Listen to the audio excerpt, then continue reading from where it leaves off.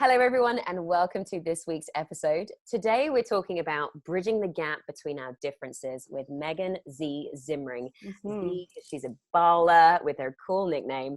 Megan, thank you so much for joining us today. How are you? I am doing amazing. Excellent. Yeah, thank you. Thank you for asking. No worries. Thanks for joining me. I'd like to jump straight in by asking you to share with our audience a bit about who you are, what you do, and like how you came to be here. It's a bit of a heavy question. Yeah, it's but a big you got one. it. Yeah. I mean, well, let's start at the beginning. How I came to be here. I feel like I've lived many lifetimes in this one lifetime. Growing up, I was training for the Olympics in Taekwondo, and I was sidelined. I had a major back surgery, a spinal fusion, and so I stopped training. And at that point, sort of fell into more of like the mainstream, what was socially expected of me, what was defined for me in terms of like what success is supposed to look like. So I graduated from Rice University, and I became the executive director of marketing for one of the biggest baseball agencies in the country by age 25. And then in my heart, I noticed that it wasn't truly fulfilling, but at that point I had developed an attachment, like an ego attachment. My self-worth was so identified with that title, with being the executive director of marketing for this agency, that I didn't know who I was without it. So I quit and then got scared. I didn't know what else to do. If I wasn't happy doing that, what else would I do? So I took the same position at an NFL agency, moved to Texas. And it's interesting, the universe will give you the same lesson again if you don't catch it the first time. So of course the same cycle repeated itself, and I went through a real dark night of the soul. You know, I went to Western medical doctors, and I have this successful career and, you know, an amazing, you know, status and reputation and all of this, but on the inside I'm miserable and waking up depressed and can't fall asleep. And the Western medical, you know, answer for that was, well, there's a pill for Drugs. that. Yeah. Just numb yourself. Yeah. Exactly. Just numb yourself. So it got to the point where I couldn't go to bed without taking a pill or wake up without taking a pill. So I developed a dependency on prescriptions, and it was my journey in getting off of the prescriptions that really brought me into the world that I'm operating in now, in the personal development space. So I really, you know, I was exposed during that time, during the darkest period of my life, you know, letting go of that, the career that defined my sense of self-worth. It was at that point in the dark that I really saw the light again. I found that same passion that I felt for Taekwondo. Thank God I had a reference point from the passion that I felt all those years, like training. My focus was on the Olympics. I knew that no one had to tell me to get up in order to train at 5 in the morning. You know what I mean? That I had that reference point. And I think that's part of what informed me when I was, you know, in this successful kind of career, that I knew that feeling that I had with Taekwondo wasn't present. Yeah. And so I wasn't able to like just rest in the pinnacle of that. I was like, I know there's something that's missing here. So I that same fire lit back up inside of me again in re-engaging with the personal development space, in the healing space, when yoga, meditation, EMDR, sound healing, you know, astrology, plant medicine, all of these different modalities came into my sphere, and I lit up. You know, I'm wired to connect very, very deeply. And in this sports business, that mechanism just wasn't there for me. And so I really lit up and started moving down and devoting myself to my own evolutionary process and to supporting others in theirs. And yeah, so over the last 6 years, I've been, you know, just all the way into, you know, the evolutionary path. And, you know, what I've found lately is that, you know, we all have different fears that create edges in our life. And over, you know, my own transformational process, I've noticed that the biggest breakthroughs and the most noticeable expansions that I've experienced in my life have been when I've identified where the fear is holding me back, where I'm keeping myself small because I'm afraid to feel whatever is on the other side of that thing, and actually move towards it and beyond it. That's when I I actually viscerally feel the expansion and the relief and the more of my authentic self coming through when I'm no longer defined by these fears that are born of the wounding experiences from my past. Oh man. Yeah. Preach. This is exactly the process that I'm going through as we speak, and just sort of leaning into those concerns and just facing them. So this is cool. Yeah. And so that's where the Liberation Dojo was born. Tell us about that. So it's essentially it's a dojo, which I realized is so connected to my Taekwondo days, right? Always 100%. going to train at the dojo, at the gym. And I was explaining it to my partner, Oren. And initially I was calling it free yourself, like to free yourself from the limitations and the fears that hold you back, the ways we keep ourselves small, the ways we don't sing when there's this part of us that lives inside that wants to express, the things we don't say. What would it look like to create a space that's a safe space to actually live into these experiences? And I was explaining it to Oren. I was like, yeah, free yourself. It's a liberation dojo. And then I was like, oh, okay. Oh, that's a good one. That's what it is. It's a liberation dojo. So it's a space to come and identify where your edges are at. And we create in an organic way the setting for you to come into the center of the arena and be held by a room of people that are in support and service of you, and face off with those edges and actually do the thing you're afraid to do. Right. So it's a very dynamic experience. It's unstructured. It's not officially a structure. So each one is different. And that allows us to trust in what's most alive in the moment, for me to really be in the listening of what's being called for in the space that day, that minute. And everyone in the space is invited to share their gifts, to support one another. And so it keeps it exciting for me. And it's actually the building of it has been its own liberation for me, because I'm a recovering make sure, I used to always have a plan and like, no, this is what's going to come first, and then this and this and this, and very rehearsed and structured. And I realized that was its own limitation for me, that was coming from the fear of, what if I mess up? What if I, it's not perfect, and I say something that doesn't land? So I better practice and rehearse and make sure. But when I'm in that space, there's an aspect of myself that's trying to remember what it is that I have decided days ago that I'm supposed to say, which actually takes me completely out of the present moment. And so it was my own expansion to step into a space that's completely unplanned, and deepen in my trust of myself and of the universe and of all the people that are present there, that we will know what to do in the moment. And it's been profound. It's been so powerful. I mean, as you're talking about it, I'm kind of terrified. That's the idea of like getting in a space and like doing the thing that I'm like scared to do in front of people. I was just kind of thinking about it just for a second there, and I was just like, ooh, I don't know. And I could just, and like, cause that's been my thing lately, just like just blocking and like not doing it. And so the times where I break through, and it feels fantastic. So that's amazing that you've created that space to do that. So that's an in-person thing. Is there like a wider thing that people have access to? Like, do you have advice that people that maybe can't come to this Liberation Dojo but that want to experience something like it?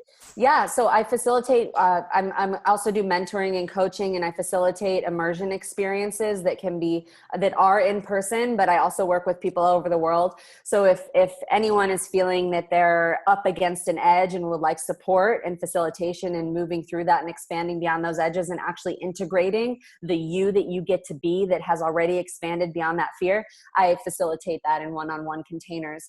The other piece that's really come in lately is the Jaguar Collective, which feels like it has a life of its own. It's more of a movement that, people can really get behind and get involved in.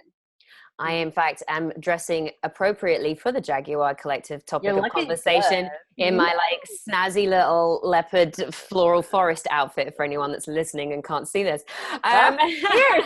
Fierce sister.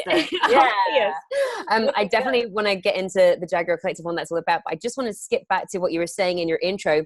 As you were saying that you've been doing this for like 6 years now. You took that kind of U-turn 6 years ago. And I'm curious, in that time where you'd gone from the martial arts and you had gone into like sort of corporate corporate America role, did you still have like a spiritual practice? Was there still a connection, or when you were coming off the meds, was that like the first time that you'd been exposed to that? Like, because I think it's just so incredible what you've achieved in those 6 years in your community, and like, what am I trying to say? Community network, whatever. Was that part of your life before, or is it like completely different? That's such a great question. So I have always had a sense that there's something bigger. Okay. And I've always felt that. So you could say I've always believed in God, or it's like, I'm very it's like more of a formless. I don't even like to like put a label on the thing that I was saying that I could sense before I had my, what I would call my like awakening process. Yeah. So I believed that there was something larger at work that we were all a part of and connected to, but I didn't have language that really worked for me for it at that point. And I didn't have a reference point for it either.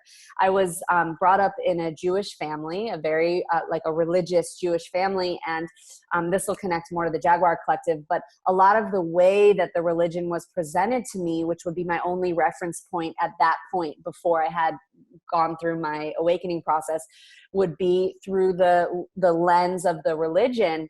And the way it was presented to me often was laced with truth, but also with fear and pain and protection of the religion coming from the trauma and that the Jewish people went through in the Holocaust. And so there was a lot of love and truth, and also fear and control that was presented to me when it came to, oh, this is the thing that you're supposed to believe in.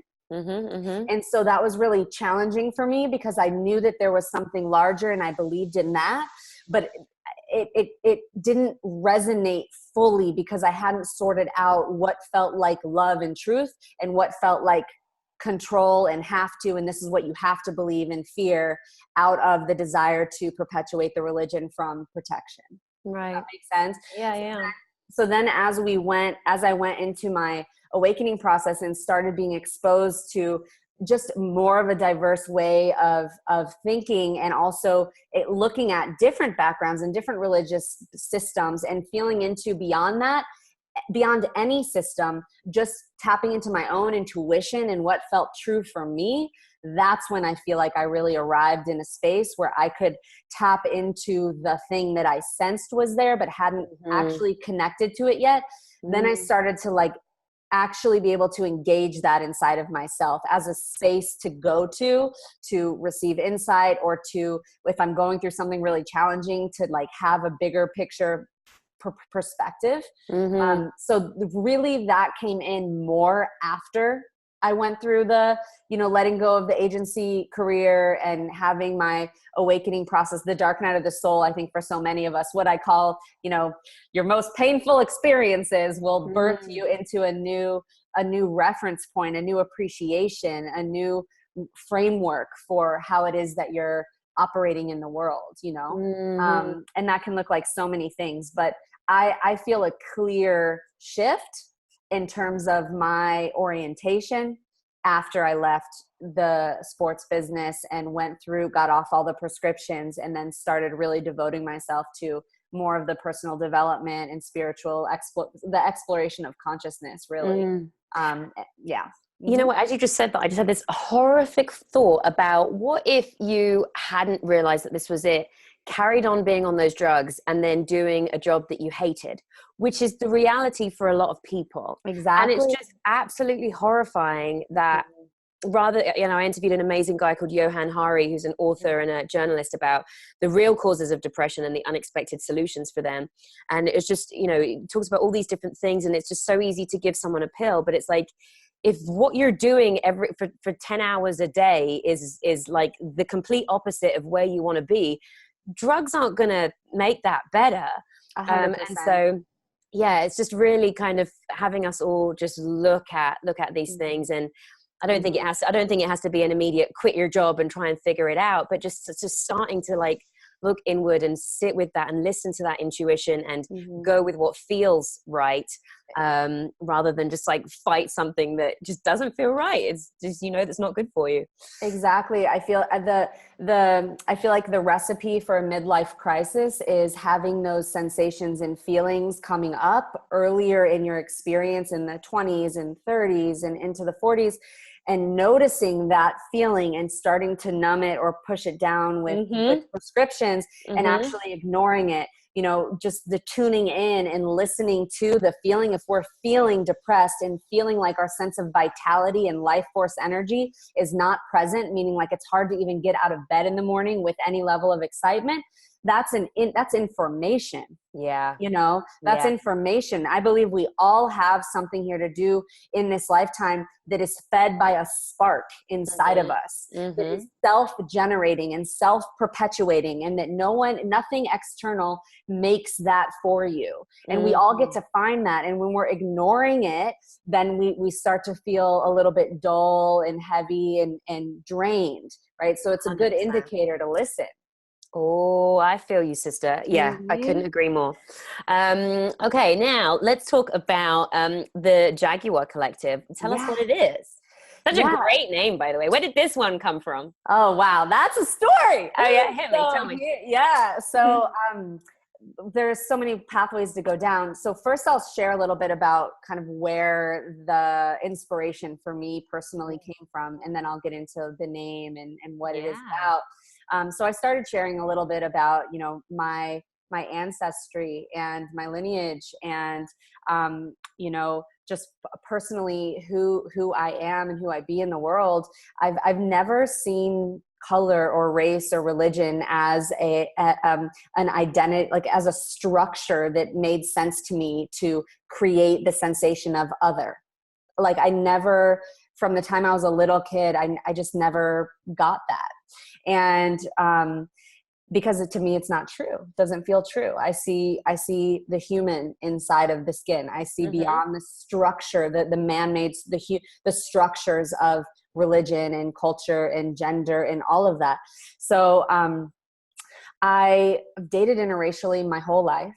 My most significant relationships, all of my multi-year relationships have been with Black men. And I, have received a lot of judgment for that. From the white community. I went to Rice University in Texas, where unfortunately I experienced racism still very alive in certain cases. And, I experienced judgment for, dating all 4 years I was at Rice. I was in an interracial relationship. And I've experienced judgment from the Black community as well, just resistance to me dating a Black man. I've experienced judgment from my own family. So this is where like the deeper wounding for me came forward, where some of what I spoke to earlier around the trauma that my family, my grandparents, parents, who I deeply respect, love, and adore, my grandparents and my family. And the Holocaust touched really close to the bone for my grandparents' parents, escaping the Holocaust. And so my grandparents ingested a lot of that trauma and a lot of that fear. And their desire was to, from a place of innocence, but also distorted expression of love, to protect our family from anti-Semitism and from that ever happening again. So their enforcement from that place of fear and their love for us, that's why it felt confusing, was to enforce that we marry Jewish, that we marry Jewish, we marry inside the religion. And for me, genuinely being attracted to other races and dating interracially, that created a lot of wounding for me, where there was a threat to potential to be disowned. I thought I was going to have to choose between my family and the love of my life for most of my years until I was almost 30. And it was during the time that I went through that dark night of the soul and was getting off of all the prescriptions and really committed to my healing journey that a major shift happened with my family. And we were able to have more vulnerable and open conversations. And we experienced a major shift through my ancestral line. And so we came into a deep place of forgiveness and acceptance. And now they completely celebrate me in my relationships. And there's a deep healing that's happened there. But what that trauma and what that wound created inside of me that's come in over this last few months is the Jaguar Collective, which is a multiracial council series where it's a coming together of thought leaders from a variety of different backgrounds that are all carrying one shared intention, which is to come into higher levels of unity. And the way that we get there to come into the higher levels of unity is the question. It's a ceremonial container, which means there's full permission for any of the wounding, for any of the trauma, for the held resentment, for fear, for whatever is present. It's a space to share our experiences, to share our stories, to share what's been true for us and what we're experiencing and what's real with full permission, and to be held in that space, in a space with masterful facilitators in the space. So whatever comes forward gets to be held in a really loving container with the shared intention to come into unity and be the demonstration of what is possible when a multiracial council that's driven towards unity comes together and not only is having these difficult conversations about the ways we've been hurt, but is also open to co-creation. Because when we build that foundation of trust, I see that we get to start to find out what it looks like when our communities come together and when we share our gifts on a foundation of trust. But building that trust comes first. So what we realized in the first council is that we're in the process of trusting, and we're trusting in the process. So we're building trust currently, and we're trusting in the process. And then we're also we have this shared intention. And another piece that came forward was that we're in the tension, right? There's a lot of tension that's being held in the collective that's still creating that energy of separation, in subtle and significant ways. It's like there's a spectrum of how the separation energy is expressing itself. So we're in the tension with intention. We're bringing intention into the experience of the tension. And our hope is that it starts to loosen up the tension so that we can see what's true and find out what's possible when we come together in this way. And we are capturing our council. So there's a lens to get to see what's happening inside of the council. We're streaming it live on our Instagram page at the Jaguar Collective. So the community can come and see what's happening inside. We invite people to share their voices that we can then share out on the platform as well. So it's a coming together with the intention of unity and really seeing what's possible and healing the pains that we felt. And what I see and have experienced is that through my own, what I have experienced with my own family is that the trauma that is inflicted, that was from separation, if we use the example of the Holocaust, the fear that is born from that, it then perpetuates unconsciously the same separation that started it. Was the problem. Yeah. I found that to be, and you're right, it's coming from fear, which is what keeps them together and wanting to stay together. But I just think anything that is divisive I just find it like that we can't solve the problem when we separate. Like it has to be as bringing people together as much as possible. I also find it so interesting. And again, it's just sort of, like you said, out of fear, but just this idea of people that are discriminating against other people. I never quite understood that. I went to the part of England that I was raised in was a predominantly Indian and Pakistani area, and then it was black people, and then white people were the minority. And so it was like a really interesting shift of that. But the Indian and Pakistani kids, there was still resentment and like racism between them. And to me, I just thought that it was so crazy that like we've all got shit from people, and then now you're targeting each other. Like, come on, like we know that this isn't. But I guess from that again, it's hurt, it's fear, it's trying to be. Well, I mean, whatever it is, it's kind of asserting yourself in a way, or whatever it was when we were young kids. But yeah, just this. It's just like no, we should be the ones that get what it's like to feel discriminated against. Exactly. Uh, 100%. and so with the collective, there's you guys on the council. Mm-hmm. Do you incorporate the voices of other people, of people watching and listening, or is it like a closed discussion between you guys? Yes. So we have an open invitation for people to share their voices, to send in videos, to send in writings from the first council. We just had the first council on June 8th. The next one is happening July 10th. From the June 8th council, we received so much feedback. There were people that literally wrote songs that we then shared out on the platform. There were people that were up until, multiple people reached out and said they were up till 2, 3 in the morning, just that it brought up so much for them.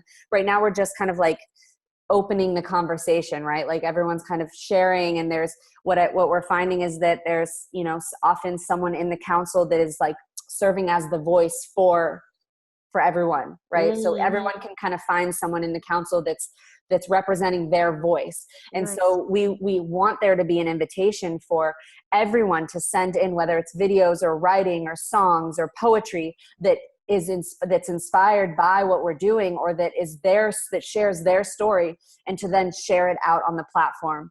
And what we see as a possibility as well in terms of the co-creative potential that's happening within the council as well. So we see once a month we'll have the ceremonial councils where we come together and have these conversations geared toward the healing and unity. And then once or twice a year, we're in the discussion about having a Jaguar Collective event, whether it's not fully crystallized yet, but whether it's 1 or 2 days where each of the leaders and people within their communities have an invitation to come in and share their gifts, whether it's in workshops or performances or spoken word or song. So we have an experience where everyone's sharing, and then we're also inviting all the communities to come live and come together and perhaps have an open mic. And so we want to create containers for all the communities to start to come together in a really good way with the shared intention of unity, and really starting to bridge the gap and come together and see what's possible. We're being the demonstration, and we also hope that the collective, the councils, serve as a replicable formula for people all over the world to also come together in this way and show what it looks like to, because we're not talking about easy stuff. No. We are not talking about easy stuff. And by watching what's happening in the council, our intention is to be in a demonstration of what it looks like to express yourself and have these conversations, even about the wounding and the upset, with responsibility and ownership and intention, and also what it looks like to fully listen and to fully hear and to really receive what someone else is saying, even if it's triggering for you. And what it looks like for it to not snowball and turn into a full, a defense and then create more separation. It's not a debate. It's not geared towards creating more turmoil. It's geared towards inviting the wound and the pain. We're not bypassing the fact that there's a lot of trauma that's still being held in the collective. Right? We're not bypassing. Was it difficult for you? Was it difficult for people that were in this first session?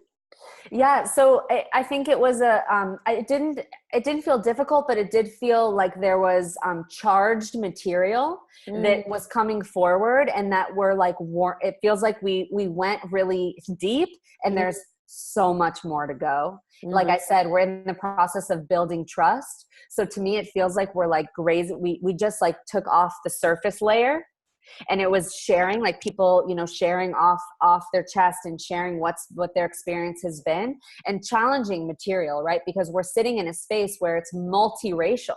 So we're sharing experiences that we've had in the face of what would be considered the other, while we're in a state of awareness and consciousness that we're all connected and that we're all one, and we're one human family. So it's a little bit complicated, because we're in this dynamic where we're giving voice to the wound, and we're giving voice to the pain in the presence of like the other, whose ancestors or the experiences we've had in our life seem to be the oppressor, while also recognizing, hey, my intention is to come into unity with you and to create with you. So it's like, it's a complex situation, huh? Yeah. But very exciting and very interesting to be a part of and observe. Yeah, 100%. Did you tell me why it's called the Jaguar Collective? Yeah, so it's called the Jaguar Collective because I do a lot of ceremonial work. Mm-hmm. And I connected very deeply. I was down in the Colombian jungle recently, Awesome. working with a plant medicine and the shamans, the tribes down there. And I've connected very deeply with the energy of the jaguar, which the jaguar is about facing off with the shadow. It's about, if you think of the energy of the jaguar, it's moving towards the shadow. It's a willingness to actually devour the shadow. There's no veering off or hesitation or questioning. It's actually moving toward. And so when you think of moving towards the shadow, and this is the same thing as the Liberation Dojo, moving toward the fear, facing off with it and actually consuming it or becoming one with it, that's the whole intention of the Jaguar Collective, is to become one with each other, to actually allow the collective trauma to permeate our systems, receive it, feel it, and integrate it with the intention of coming together, which means we don't resist the other person's upset or pain. We actually move towards it, and I feel you, and I hear you, and I'm with you, and what can we do? You know what I mean? So there's a moving toward. And this is, again, like if you're gonna work with an energy or like a totem or a symbol, you know, that's gonna represent the willingness to open this up that so many people in this world can connect to, let's choose something like the jaguar, right? Like it's something a really powerful totem symbol to work with, you know. And we're not just talking about race, we're talking about, you know, gender and sexism and ageism and anything in our life that really that people can connect to, that's like, wow, I feel other because of this thing, just for being who I am. What is going on with that? How do we remedy that? How do we bridge that? You know? Right. And remember, there's no separation. You are that. You are that, you know? But when we've been hurt, we hurt. You know, I think for some people that concept is just the unity and oneness. For so many people, it's just such it's like vague, pure concept that doesn't make any sense. And so I always just to play with that idea of what it means to be connected, right? Because it's like, let's ground it. We're all connected, and then but just some people still identify as completely separate beings. I can hurt you and think that it doesn't hurt me, like we're separate. So for anyone that might be like, whoa, what are they talking about? Just question those ideas around unity and oneness and and a good way to ground it in, I feel, is just to like feel it's compassion. It's to if you ask yourself, when I look at my mother or my best friend or, you know, my animal, my dog, and I look in the eyes of the other, just the way that you feel, like when you empathize or have compassion for that being, that human, that whether you identify with like their mind or their heart or their soul, whatever you connect with, the thing that you're connecting with in this person that's bringing up compassion in you, like, I can feel you. I feel you. Like if you see someone else that you care about who's hurting, the thing that allows you to feel for them is what we're talking about, is the reason why it's important to come into unity. Because when I say you are that, it's like if someone burns themselves on a stove and you're like, oh my God, are you okay?